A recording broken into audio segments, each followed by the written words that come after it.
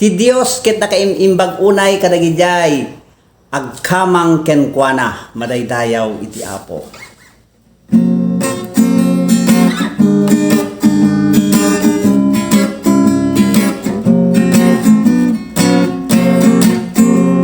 Itan ti tiapuna tayon agmay maysa nga agserbi ti Dios Ama. Pukaw em guran-gura agayan ayat kumatunggal maysa tapno iti biag mo naragsak tulat ta marasakan ti Apo no tabiag muket na pudno nga agserbi iti Apo. Intun umay ni Kristo kada tayo imawat ti Apo. Balangat mo ited nanto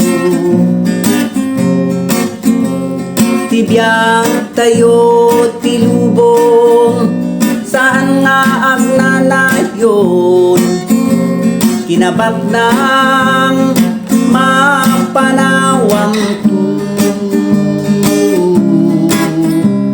isu nga agserbi ka iti Diyos tay anaman swa tapno magungudam biagawan tinggana tibiyag tayo ti lubong saan nga agnanayon kinabak ng mapanawang tu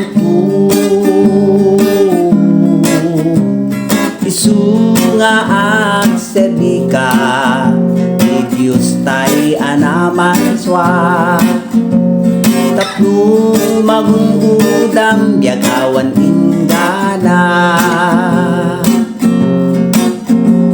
tapno magungudam biag mo idyay glorya tapno magungudam biag mo idyay glorya.